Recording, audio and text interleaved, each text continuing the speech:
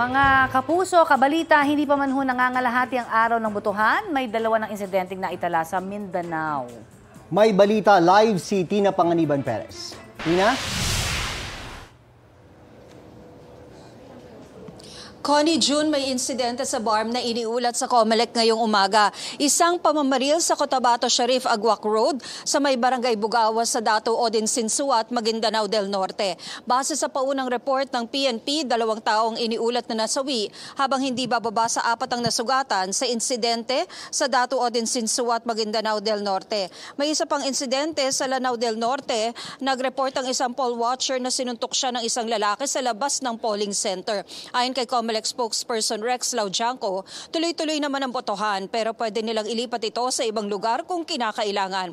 Iniulat pa ni Laujanco na 100% ang mga polling precinct ang nagbukas na kanina. Alas 7 ng umaga kanina nagbukas ang karamihan sa mga polling precinct. Karamihan po dahil ang mga presinto sa Muntinlupa City at Naga City bukas na ng 5 a.m. para sa mga senior citizen, PWD at heavily pregnant.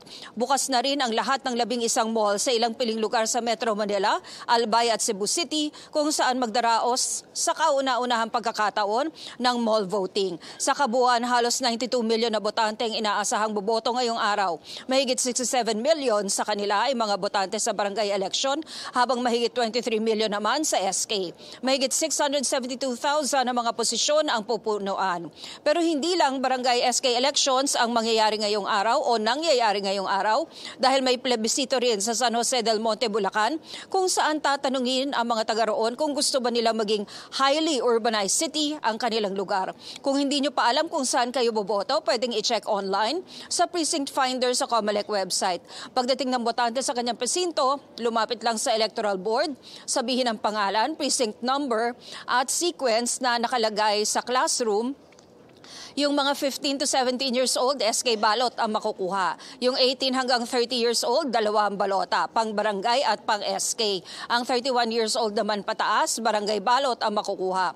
Pagkakuha ng balota, pipirma ang botante sa Election Day Computerized Voters List o EDCVL. Pagkatapos, susulatan na ng botante ang kanyang balota. Tapos tutupiin ang balota at ibabalik sa Electoral Board. Magta-thumb mark ang botante sa ballot coupon at magpapalagay ng indelible ink.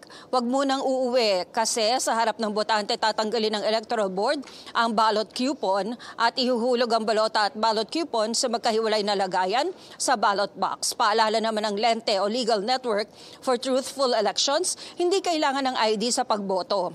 Hihingan lang ng ID ang botante kung may mag-question sa kanyang identity. Pero may iba pang prosesong pwedeng gawin kung walang ID, gaya ng pagpapatunay ng ibang tao sa pagkakakilanlan ng botante.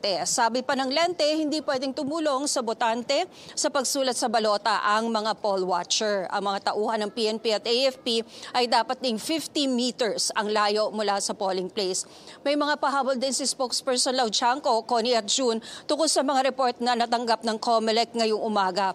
Meron daw pagbaril at pagpatay sa isang mister ng incumbent barangay chairwoman sa Butig, Lanao del Sur, pamamaril sa Dato Odin Sinsuat na ikinamatay ng 2 at ikinasugat ng 1, at 50 may dalang bolo na nagpupumilit pumasok sa isang polling place sa Dato Odin Sinsuat din pero napigilan daw sila. Connie, June? Maraming salamat, Tina Panganiban Perez. Balita ko, may tututukan kayo tuwing 10:30 a.m. sa GTV. Alamin ang mahahalagang balita at impormasyong dapat niyong malaman sa Balita Ko tuwing Lunes hanggang Biyernes. Mag-subscribe din sa GMA Integrated News sa YouTube.